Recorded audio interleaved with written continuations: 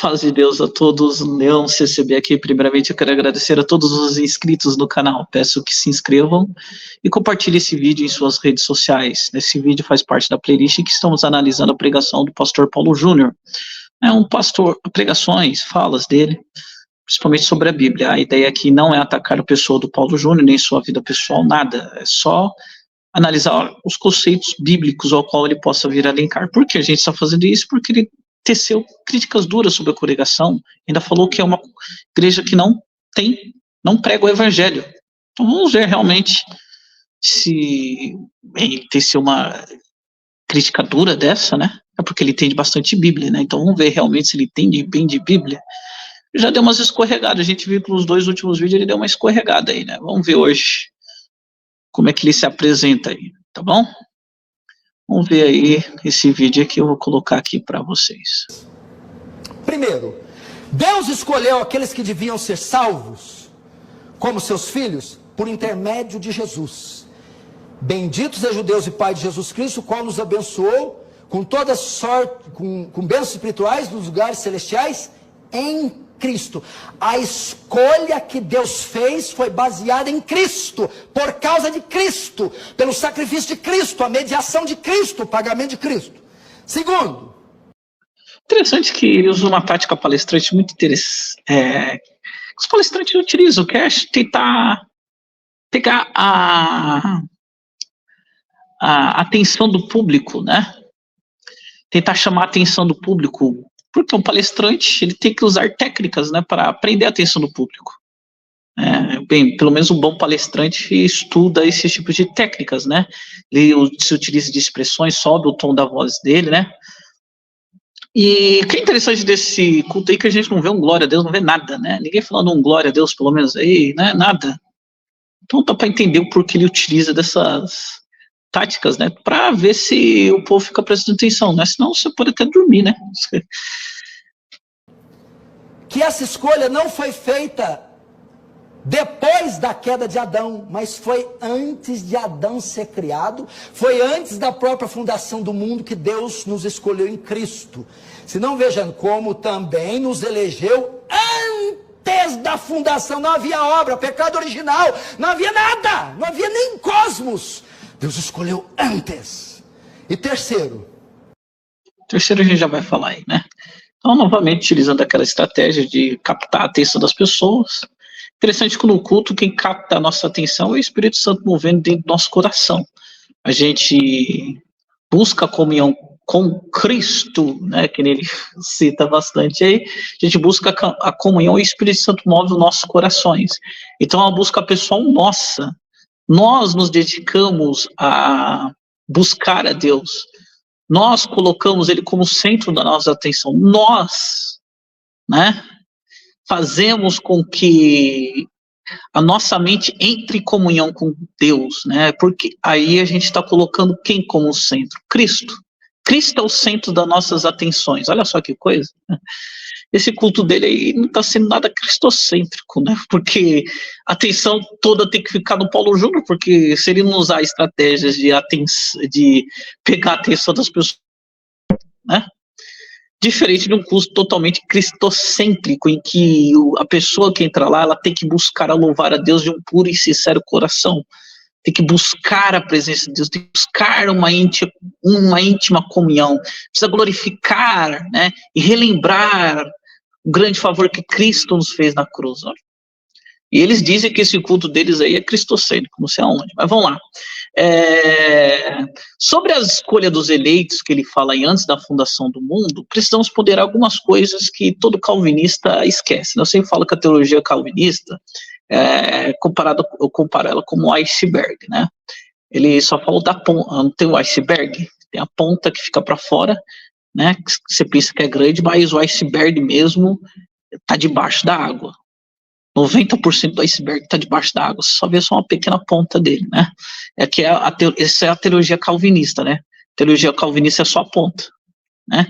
Ela deixa de lado toda uma base bíblica, né? Ela deixa de lado consultar a Bíblia. ela pega um verso ou outro, isso que é a base bíblica do calvinista, um verso ou outro, isolado do contexto, né? Normalmente é isolado do contexto, né? Então, é aquela pontinha de iceberg. Porém, não. A Bíblia, ela é muito maior. Eleição é um conceito muito maior do que ele está colocando aí. Tá? A gente vai ver que a eleição, antes da fundação do mundo, tem várias coisas que tem que ser analisadas. Não é para você pegar Efésios 1, que é o que ele está fazendo aí, e analisar o bel prazer dele. Esquecer outros versos que também explicitam melhor essa questão de eleição, né? Que está muito bem explicado em Efésios 1, mas aí ficaria a nossa explicação com a dele, tá? Vamos lá, né? Vamos falar um pouquinho sobre eleição, aí já a gente vai para a base bíblica para ficar um pouquinho mais explícito o que eu estou falando, né? Então, sobre os eleitos antes da fundação do mundo, vamos lá. Deus escolhe com base na previsão da fé, ou seja, Deus em sua onisciência, ele conhece de antemão quem irá responder a sua graça com fé. Assim, a eleição é condicionada à resposta de fé do indivíduo, e não uma escolha arbitrária de Deus sem considerar a resposta humana, como eles gostam de falar aí, né? A predestinação incondicional, né? Ah, mas qual que é o critério que Deus utiliza para predestinar? Mistério. É o que os calvinistas falam. Não, tem nada de mistério aí não, tá? Então a eleição é condicionada à resposta de fé do indivíduo e não uma escolha arbitrária de Deus. A graça de Deus concede a todas as pessoas, capacitando-as a responder ao evangelho. Essa graça é irresistível, né? O que significa que os seres humanos podem escolher aceitá-la ou rejeitá-la. Os seres humanos possuem o livre-arbítrio para aceitar ou rejeitar a oferta de salvação de Deus. A capacidade de escolha é um componente essencial da natureza humana criada por Deus. A justiça e o amor de Deus são preservados, né? De acordo com a Bíblia, né? O caráter, o amor de Deus, ele é preservado, onde todos têm uma chance genuína de responder à oferta de salvação. A eleição é baseada na previsão de fé, mantenha a equidade divina, pois Deus oferece a salvação a todos, mas apenas aqueles que escolhem crer são eleitos. A salvação é estendida a todos, mas ela vai ser eficiente em quem? Aquele que crê, né? Todo aquele que crer e for batizado será salvo. Todo aquele que crer, né? Não é uma coisa incondicional, não é uma coisa arbitrária, como eles querem pregar aí, né? Vamos continuar, antes de falar da Bíblia. Ah, mas tudo que você está falando aí é o que você fala contra o que ele está falando. Calma, a gente vai para a Bíblia. Mas só deixar ele encerrar esse discurso dele. Finalmente somos informados acerca do fato que Deus não procurou o conselho de quem quer que fosse, mas antes fomos predestinados segundo o beneplácito da sua vontade. Deus salva, Deus escolhe, Deus elege conforme o beneplácito da sua vontade. O que é isso? Conforme o bom prazer da sua vontade, conforme Ele quer, conforme Ele ordena, conforme Ele deseja, conforme Ele decide, sem pedir conselho para ninguém. É assim que Deus salva. Sim, né? Porém, Deus ama a sua criatura, né? Ele criou, ele amou o homem, tá? Ele amou a sua criatura. Ele não chegou, criou, tchau, cai fora. Não foi assim que Deus ama o homem, ele elege sim.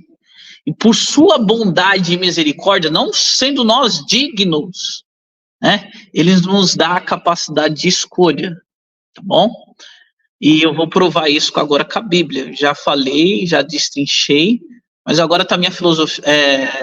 Minha filosofia, eu vou fazer assim, ó. Minha filosofia contra a dele. Não é filosofia minha, a dele é. A minha é Bíblia. Eu não tenho Bíblia, tá? Vamos para a Bíblia. Bem, qual que é o verso que ele está se baseando para falar todo esse sermão aí? Efésios 1, eu vou ler junto com vocês, aí vocês vão falar, ah lá, ele está certo. Mas até no Efésios 1, se você analisar com a mente correta, você consegue interpretar de maneira correta esse Efésios 1. Não com essa interpretação deturbada aí, querendo empurrar uma predestinação incondicional. Vamos lá, vamos para Efésios 1. como também nos elegeu nele antes da fundação do mundo para que fôssemos santos e irrepreensíveis. Pronto, já complicou pro calvinista. Ele não gosta de ser santo, porque para eles a santificação é uma coisa meio que inerente. O predestinado vai se santificar. Mas se eu não for predestinado, cai fora, meu filho, você é do capeta, tchau. E se você não se santifica, você não é predestinado. Então, tô nem aí. E se você também trombar aí, fazer um monte de coisa errada, mas depois se arrepender, não tem problema, o pecado não traz consequência nenhuma, né? Então, vamos ler de novo. Ele, como também nos elegeu nele antes da fundação do mundo, para que fôssemos santos e irrepreensíveis diante dele em amor, e nos predestinou para ser filhos de adoção por Jesus Cristo para si mesmo, segundo o beneplácito de sua vontade, que é o que ele falou, né? O que ele esqueceu aí, né, que quando falar aquela parte nele, em Cristo, né, que se refere a Cristo, nos predestinou nele, né, em Cristo, tem o significado de que a eleição ocorre em Cristo, como ele fala, mas é aplicável àqueles que estão em Cristo pela fé. Pela fé. Mas eu não concordo com essa interpretação. Então vamos ver outros versos que eles elucidam mais esse capítulo, esse conceito de eleição, de predestinação. Vamos para outros versos que elucidam mais. Esse verso já ter uma visão mais diferente da que ele passou. Mas vamos aprofundar no tema predestinação. Vamos lá, vamos para os Romanos 8. Aí os calvinistas ficam em estado de êxtase. Ele vai ler o verso 30 aí, pronto, ele vai se autorrefutar. Não, é que eu vou ler o verso 29 que vocês esquecem, que na Bíblia calvinista não tem o verso 29. Porque os que Dantes conheceu, conhecimento prévio, também os predestinou para serem conforme a imagem de seu filho. Então, como é que ocorre a predestinação? Conhecimento prévio daqueles que vão crer. Lembra da fala de Jesus? Todo aquele que crer e for batizado. Então, conhecimento prévio daqueles que irão crer. Então, porque os que Dantes conheceu, né, também os predestinou para serem conforme a imagem de seu filho, a fim de que ele seja um primogênito entre muitos irmãos. E aí, para animar os calvinistas, né, e para eles virem aqui nos comentários me encher as paciências, e aos que predestinou, a esse também chamou, e aos que chamou, a esses também justificou, e aos que justificou, a esses também glorificou. Né? Então a gente vê aí que a predestinação, ela ocorre pelo conhecimento antecipado da fé, daqueles que realmente irão crer em Cristo Jesus. Aí, para dar o tiro de misericórdia aqui, vamos para 1 Pedro 1, versículo 2. Aí pronto, os calvinistas já vão ficar tristes, porque não tem na Bíblia calvinista 1 Pedro, capítulo 1, verso 2. Eleito segundo a presciência de Deus Pai, na santificação do Espírito. Pronto. O calvinista, quando ouve santificação, já fala salvação por obras. Porque eles não gostam muito de santificação, então é salvação por obra. Mas a gente não está falando tecnicamente sobre isso. Não, mas é salvação por obra. Está falando sobre santificação. Sabe qual o problema, calvinista? É que foi Pedro que falou isso, não sou eu. Pedro inspirado pelo Espírito Santo, que é o que a gente crê, né? Foi Pedro que escreveu, inspirado pelo Espírito Santo de Deus. Então, vamos ler o que Pedro falou? Ixi, Pedro está pregando salvação por obras. Meu Deus do céu, que esse Pedro herege, hein? Eleito segundo a presciência de Deus, na santificação do Espírito, para a obediência e a aspersão do sangue de Jesus Cristo. Graça e paz vos sejam multiplicados, né? Então aí está uma evidência mais do que clara de que a eleição é baseada na presciência de Deus, conhecimento prévio daqueles que irão crer, tá bom? Desculpa, meu caro pastor Paulo Júnior, desculpa, né? E ainda quer falar que a congregação não tem evangelho, meu Deus do céu. Você precisa ler um pouquinho mais a Bíblia, né? Menos Calvino.